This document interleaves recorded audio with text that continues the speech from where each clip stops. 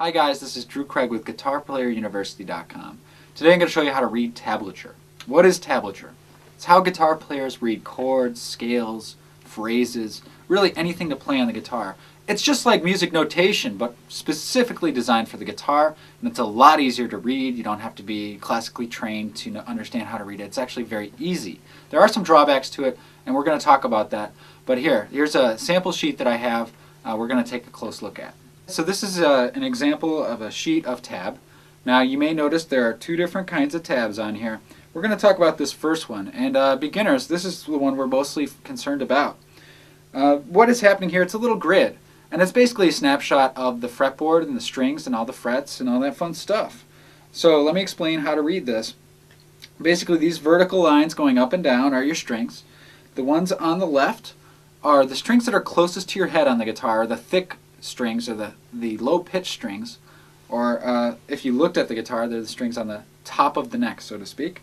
And as you move to the right, you get to your higher-pitched strings, or your thinner strings. And so basically we have E, A, D, G, B, E going up and down there. And then the lines going horizontally are your frets. And you can designate really any fret, like that's supposed to be a 5. Okay? And that would be the 5th fret there. But I made a couple examples I'm going to show you in a second. Now if we move down here, this is an entirely different kind of tab down here, and you can see it's been tied together with the musical staff. And the reason they do that is a lot of times they'll write it out in music and they'll also show you where to play it on guitar. One of the biggest problems with guitar is we have 5 different places to play the same exact thing. So tab shows you where to play the specific passage. Let me give you a couple of examples I wrote out here. So at the top, you can see I wrote out a couple chords up here. We have A major and E major. So let me explain. These numbers here are what fingers to use. Obviously, you only have 4 fingers we're using in our left hand. The thumb does not count as a finger. So right here, we're using our 1st, 2nd, and 3rd finger. And these X's and O's mean whether or not to play the open string or not. So this X means we're not going to play that E string. We're going to start our strum on the A string.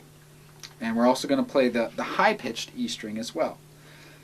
So that's basically it. Now over here to the right, I have displayed what a scale would look like on this type of tablature. Bunch of dots, and it's literally like a snapshot of every note of the scale all at once. And that's an A minor pentatonic scale. And you notice I did write a 5 right next to it, which indicates that this whole bar right here is the 5th fret. So that would mean this is the 6th fret, 7th fret, and 8th fret. So that's how you can read this type of tab. I like to refer to this kind of tab as vertical tablature because the strings move vertically. Now if we move down here, we have what I like to call horizontal tablature, which means the strings are now moving horizontally. And this is for more intermediate and advanced players who are learning specific passages in solos, and you can write out the solo, and it has the element of time that moves left to right, just like regular music.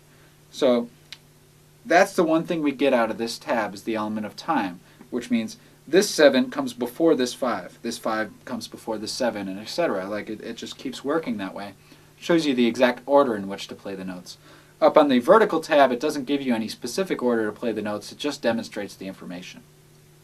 So these are the 2 types of tablatures commonly used. Usually this bottom type, the horizontal tablature, would be tied with the musical staff like you see here.